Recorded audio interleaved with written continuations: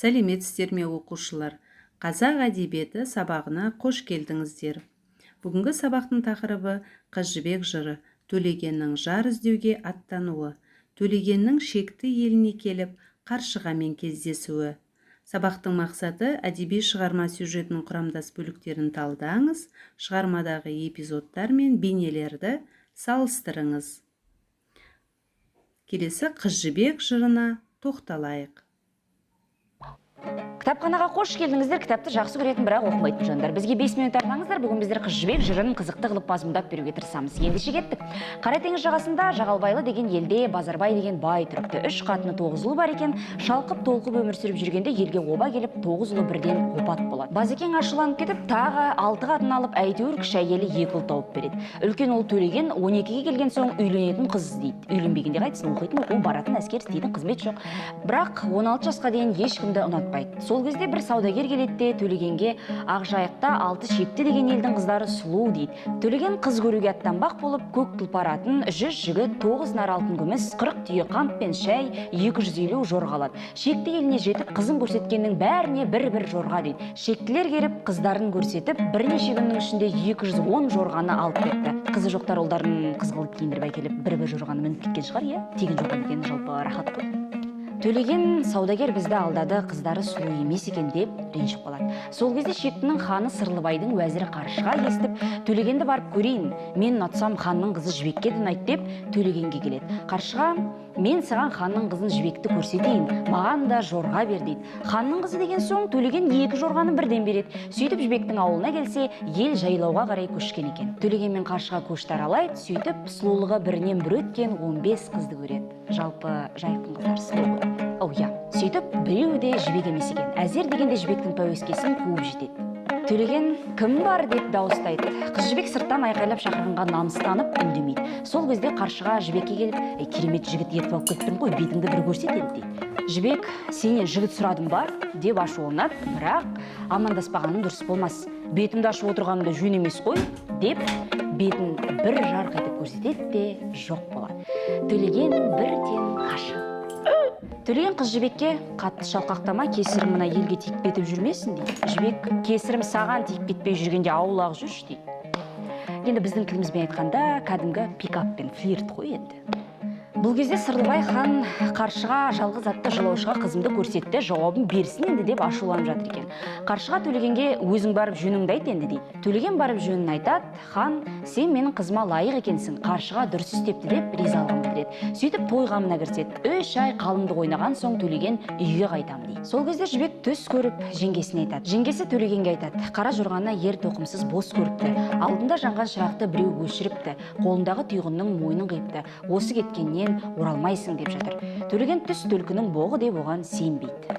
Мен өлсем Сансызбай деген інім Шеге деген ақынмен келер деп кетіп қалады. Еліне жетеді, әкесі қуанып той жасайды. Той үстінде Төлеген Базарбайға бәрін айтып береді. Базарбай келінді әкелуге келесі жыл бар дейді. Осы жерде Базарбайды ешкім түсінбейді. Төлеген тыңдамай кетіп қалады. Базарбай ашуланып, мына Төлеген тілімді алмай кетті. Бірің кетсеңдер бәріңе теріс батамды берем дейді. Жұрт Төлегенге ермей, Төлеген жалғыз өз аттанады. Жолда Қособа деген жерде Жібекке сыртынан ғашық Бекежан деген қарақшы 60 жігітпен Төлегеннің жолын тосып жүр екен.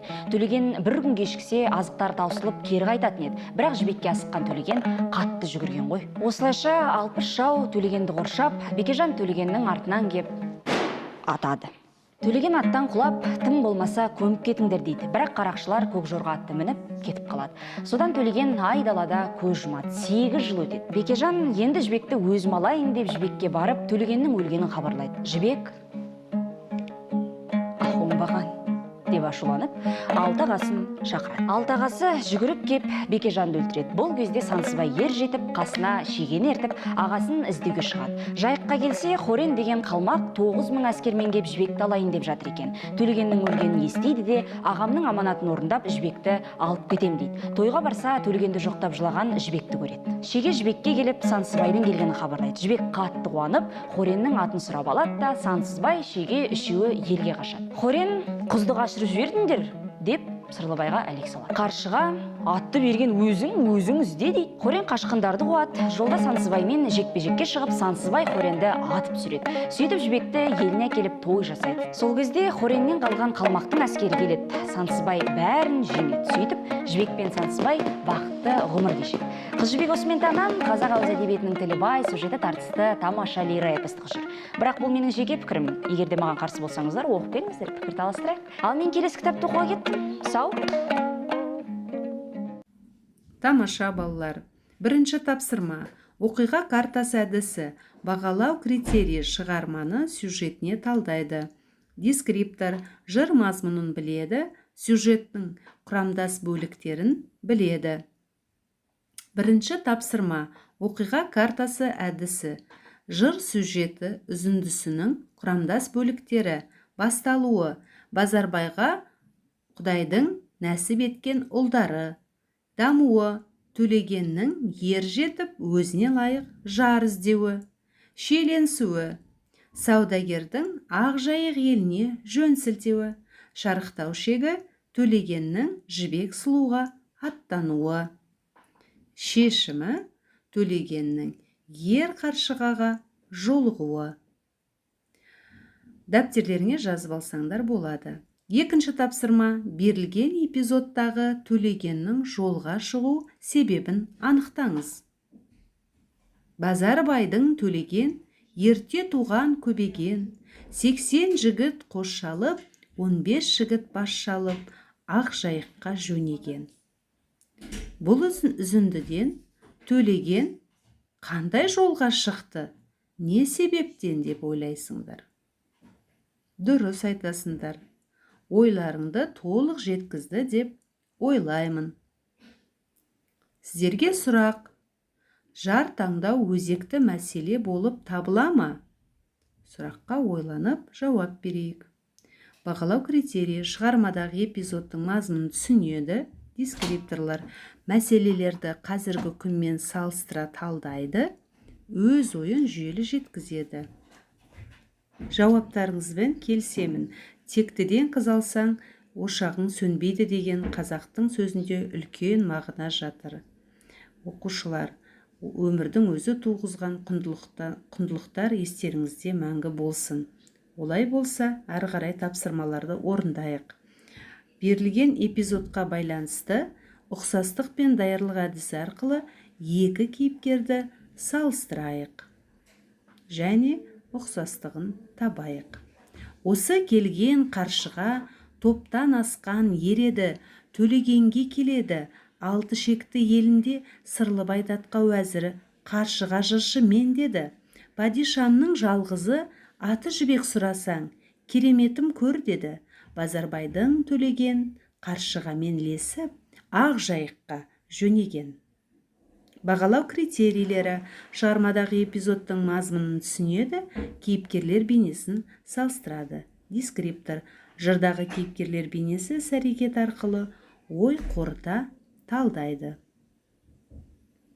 Осы жырдағы екі кейіпкердің қане ұқсастығын салыстырайық. Төлеген сүйгеннің өзі таңдап алуды мақсат еткен шыдамды елден ерек, көз тартар көркем де тұлғалы жігіт, мырза, бір беткей, ақыл парасаты келіскен, қайсар, адал дос. Қаршыға топтан асқан ер, жібекке ақылшаға, Төлегеннің сүйгеніне қосылуына ниетті жан, шекті еліндегі Сырлыбайдың сенімді уәзірі, жыршы, ақын. Екі кейіпкердің ұқсастығы: еліне сыйлы, сөзі өтімді, сенімді серік. Қорыта келетін болсақ, сен досыңның кім екенін айт, мен сенің кім екеніңді айтып берейін деген ұлағатты сөз арқылы осы сабақты қорытындылағым келеді. Үйге тапсырма. Хрестоматияда берілген Қыз жібек жырының нұсқасын пайдаланып, жыр тілінің сөздігін құрастырыңдар. Тілдік ерекшеліктер, оның ішінде бейнелі сөздер, шешендік сөздер, афоризмдер, алғыс, қарғыс сөздер, бата тілектер, мақал мәтелдерді теріп жазыңдар. Бағалау критерийі: жыр тілінің ерекшеліктерін табады. Дескрипторлар: жырдағы бейнелі сөздер, шешендік сөздер, афоризмдер, алғыс, қарғыс сөздер, бата тілектер, мақал мәтелдерді, мысалдарды жазады. Үйге тапсырманы орындап, жырды толық оқысаңдар да болады.